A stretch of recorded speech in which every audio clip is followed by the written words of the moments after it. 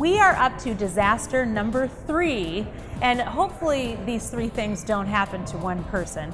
And that is something that's pretty common these days, unemployment. Now, I've experienced unemployment. I was laid off, and it was a tough moment in my life to go from having a title to one day just having my name as my title. And so what I brought in was an expert, Mike Wagner. He's a professional speaker, and he talks about change management to people and handling difficult and unexpected situations. So let's start out. Now, one thing that I did immediately was start making coffees. We're sitting here in the Temple of the Performing Arts nearby a Starbucks, and that's a place to go when you are unemployed so that you're getting out of the house.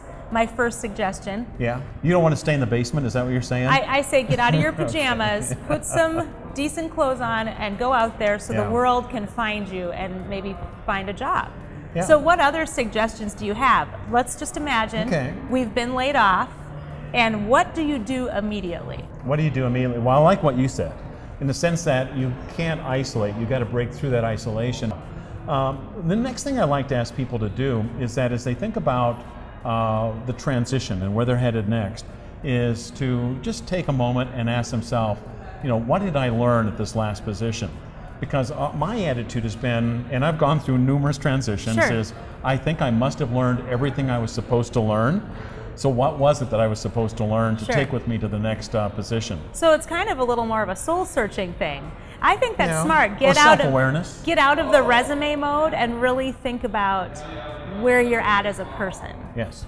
One of the hardest things for me when I went through transitions, and you know that one of my transitions was from being a pastor of a church to moving into the marketplace. One of the most difficult things for me was to take what I had learned in my previous experience. I had pastored for 17 years, and say, okay, so what is the value of what I've been doing in this new world? And I found that really difficult. Some people, for example, people like Malcolm Gladwell, talk about your 10,000 hours.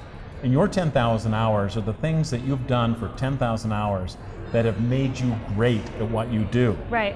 But being able to unpack that, I think, is a great skill for people when they start asking themselves, how do I reinvent myself and create my next career? And positive, because you're thinking about what you do well. Yes, exactly. Instead of what did my company do, ask me to do. Or what did they do to me? Right, right.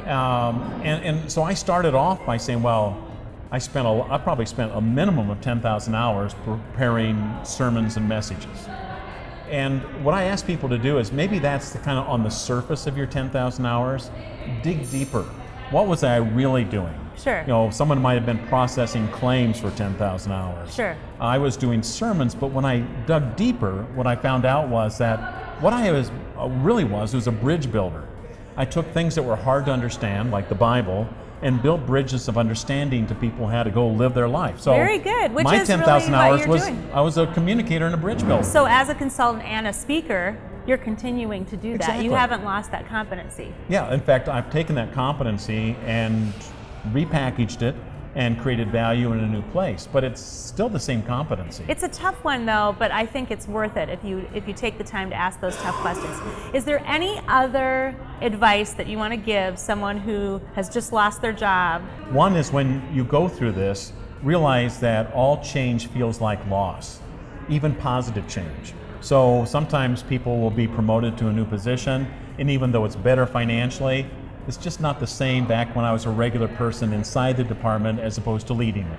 So when you go through this, just acknowledge that it feels like loss and allow yourself to grieve. Don't pretend it doesn't feel that way. I think that's really a good thing, because you do think change, it's a terrible thing. Yeah. And I think it applies to all of the disasters that we discussed today, which is really, really good stuff. Yeah. And so I want to make sure, I think that's a great note to end our time together on. I'll bring the next two next time. Oh, okay. That's right, right. And we will make sure that we put all of that information from Mike and the other experts on neededinspiration.com. Hopefully you have gotten some information and you are more prepared for the disasters that you know will happen. We just have to be okay with the change and roll with it. I'll see you next week. Thanks for listening.